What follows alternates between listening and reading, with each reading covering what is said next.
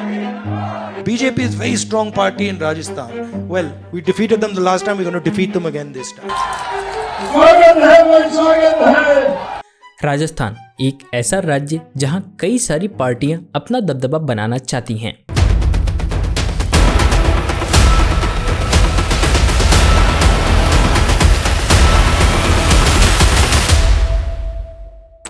आज की इस वीडियो में उन लोगों को सबसे ज़्यादा मज़ा आने वाला है जिनको दो पार्टियों के बीच की राजनीति या यूं कहें कि राजनीतिक लड़ाई में बहुत मज़ा आती है। तो आइए आपको ले चलते हैं राजस्थान के राजनीतिक गलियारों में, जहां पर आए दिन आपसी लड़ाई की आवाज़ें जोरों शोरों से सुनाई देती हैं। नमस्कार दोस्तों, मैं रत्नम सिंह, आप सभी का स्वागत है हमारे चैनल में। दोस्तों, राजस्थान का राजनीतिक कल्चर बदल गया है और वोटिंग पैटर्न में भी परिवर्तन आ चुका है और इसी को लेकर प्रधानमंत्री नरेंद्र मोदी और उनकी बीजेपी पार्टी ने इस पर अपना पूरा ध्यान केंद्रित कर दिया है और उसी तरीके से अपनी चुनाव की रणनीति बना रही है ताकि अशोक गहलोत की फिर से जो मुख्यमंत्री बनने की धारणा है उसको पूरी तरीके से खत्म किया जा सके। लेकिन दोस्तों, आपको बता दें कि कांग्रेस और उनके आला कमान बीजेपी की बाजी या यूं कहें कि उनकी चुनावी रणनीति को समझने में कमजोर पड़ रहे हैं या फिर समझना ही नहीं चाहते। अब तो यह समय ही बताएगा कि कांग्रेस चूक रही है या चूक कर रही है। दोस्तों, अगर बात करें वोट बैंक की तो राजस्थान में परंपरागत दलित और आदिवासी वोट कांग्रेस के खाते में कम जा रहा है और ओबीसी वोट भी बीजेपी को मिलने लगा है। ऐसे में देखने वाली बात यह होगी कि कांग्रेस के सबसे बड़े माने जाने वाले ओबीसी नेता अशोक गहलोत अकेले अपने दम पर आखिर क्या कुछ कर पाएंगे। और दोस्तों, खास बात यह भी है कि मुख्यमंत्री के रूप में दुनिया भर की जन लाभकारी योजनाएं चलाने से लोग अशोक गहलोत से भले ही खुश हों, लेकिन कार्यकर्ताओं की हद से ज़्यादा कमी से जूझ रही कांग्रेस में कौन इन लाभार्थियों को मतदाता में तब्दील कराएगा यह तय नहीं हो पाया है अब तक। लेकिन दोस्तों, कांग्रेस के मंत्रियों और विधायकों के खिलाफ उनके अपने ही इलाके में भारी विरोध है, लेकिन उसके बावजूद भी कांग्रेस कोशिश करती सी दिख रही है। मगर एकजुटता की कमी और प्रधानमंत्री नरेंद्र मोदी के मुकाबले में कांग्रेस शीर्ष नेतृत्व की घोर कमजोरी उसे नुकसान दे रही है। हालांकि दोस्तों, अगर बात बीजेपी की करें तो उसका भी दांव कहीं ना कहीं गलत साबित हो रहा है। जनता में नाराजगी उसके नेताओं के प्रति भी है, तो उसके खुद के कुछ बड़े नेता भी पार्टी से नाराजगी में मुंह बनाए घूम रहे हैं, विरोध व्यक्त कर रहे हैं और प्रदर्शन भी कर रहे हैं। लेकिन इसी जगह पर दिखती है भारतीय जनता पार्टी की एकजुटता, जिसने बीजेपी को कई सालों से सत्ता में जगह बनाने का मौका दिया है। पार्टी में जो भी रायता फैलता है उसको समेटने के लिए भारतीय जनता पार्टी में कई दमदार नेता हैं जो हर चीज़ को बखूबी समझते हैं और उसको लाइन पे लाना भी जानते हैं। मगर दोस्तों, अगर एक बार फिर बात करें कांग्रेस की तो अशोक गहलोत और सचिन पायलट की लड़ाई ने कहीं ना कहीं कांग्रेस की छवि को धूमिल किया है। लगातार 5 साल तक एक दूसरे के खिलाफ लड़ने के बाद चुनाव के मौके पर गहलोत और पायलट की एकता दिखाई दे रही है। लेकिन अब देखने वाली बात यह है कि इन दोनों ही नेताओं की एकता पे लोग कितना भरोसा दिखा पाते हैं। हालांकि दोस्तों, जब जब अपनी पार्टी के खिलाफ बगावत का मुद्दा उठता है तो एक बार सचिन पायलट का नाम जरूर आता है। राजस्थान में मची खींचतान को कांग्रेस ने कभी गहनता से समझने का प्रयास ही नहीं किया कि उसका वोट कैसे, किस तरफ और क्यों शिफ्ट हो रहा है, जबकि भारतीय जनता पार्टी ने अपने देश के सबसे बड़े ओबीसी नेता नरेंद्र मोदी के नेतृत्व में राजस्थान में ओबीसी वोट बैंक को पहले से सहेज के रख लिया था। अब नए सिरे से साधने का सामुदायिक अभियान यानी कम्युनिटी कैंपेन भी शुरू कर दिया है। हालांकि दोस्तों, हो सकता है कि बीजेपी की एक गलती उसके लिए चुनौती बन सकती है।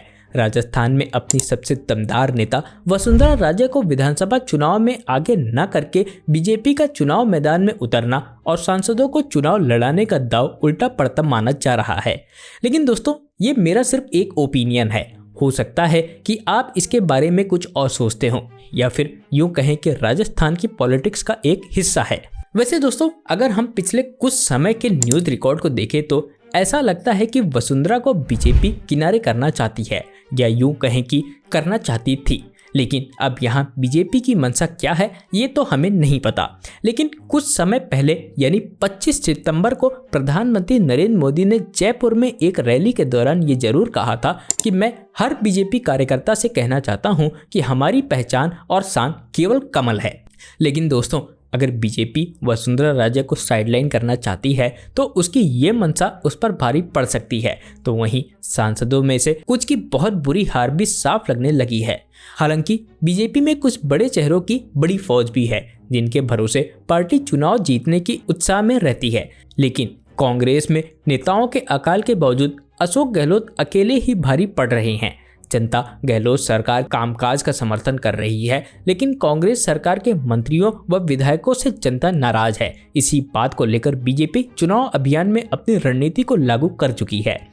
वहीं दोस्तों, अगर आपको बताएं तो भारतीय जनता पार्टी के राष्ट्रीय महासचिव अरुण सिंह ने कांग्रेस में बड़े आंतरिक विवाद का दावा करते हुए कहा कि सबसे पुरानी पार्टी राजस्थान में अगले 20 से 25 वर्षों तक सत्ता में नहीं लौटेगी और उन्होंने ये भी विश्वास जताया कि भगवा पार्टी राजस्थान विधानसभा चुनाव में ऐतिहासिक जीत हासिल करेगी।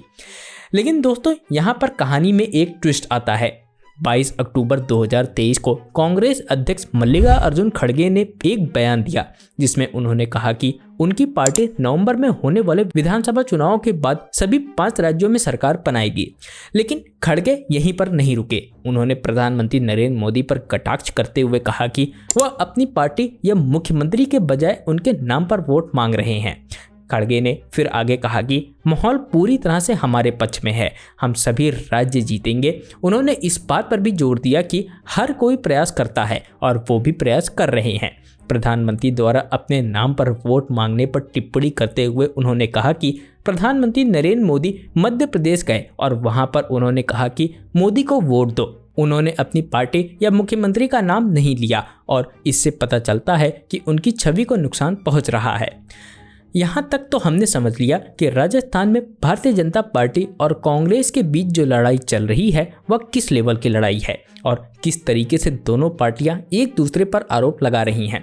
देखिए, माहौल तो हमारे फेवर में और 5 राज्यों में हम जीतेंगे। हालांकि आइए अब जानते हैं कि राजस्थान असेंबली इलेक्शन को जीतने के लिए दोनों पार्टियां जनता को खुश करने के लिए क्या कर रही हैं। लेकिन दोस्तों, उससे पहले हम ये जान लेते हैं कि जिस पार्टी का नाम आज के समय में हर किसी की जुबान पर है, तो वो पार्टी 2018 का राजस्थान चुनाव कैसे हार गई थी। ये बात है साल 2018 की, जब राजस्थान में विधानसभा चुनाव हो रहे थे। उस वक्त ये बात उठने लगी थी कि बीजेपी को इस चुनाव में बहुत बुरी हार मिलने वाली है। लेकिन क्यों? क्योंकि उस वक्त राज्य में बीजेपी के खिलाफ बहुत भयंकर एंटी इनकम्बेंसी का माहौल था। तो दूसरी तरफ चुनाव से काफ़ी पहले ही उस वक्त की सीएम वसुंधरा राजे के खिलाफ बगावती सुर उठने लगे थे और ये बगावती सुर विपक्ष या जनता की तरफ से नहीं बल्कि खुद बीजेपी के नेताओं और कार्यकर्ताओं ने ही उठाए थे और कहा था कि वसुंधरा राजे मनमानी तरीके से सरकार चला रही हैं। लेकिन दोस्तों, एक कहावत है कि हमें किसी को लात मारने से पहले ये देख लेना चाहिए कि आखिर में हम कहां पर खड़े हैं। बस कुछ इसी तरह से पार्टी अध्यक्ष को मिली शिकायतों के बावजूद वसुंधरा राजे अपने रवैये पर कायम रही। हालांकि बीजेपी की हार के पीछे सिर्फ इन्हीं चीज़ों का हाथ नहीं था। कहीं ना कहीं राज्य में बिगड़ती कानून व्यवस्था, किसानों की नाराजगी और बेरोजगारी जैसे मुद्दे भी पार्टी पर भारी पड़े।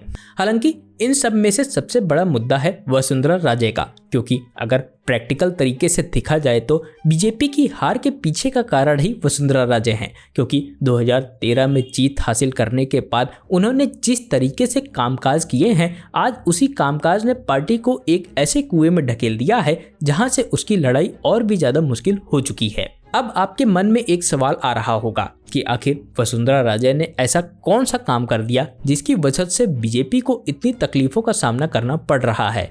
तो आइए आपके सारे डाउट को क्लियर करते हैं।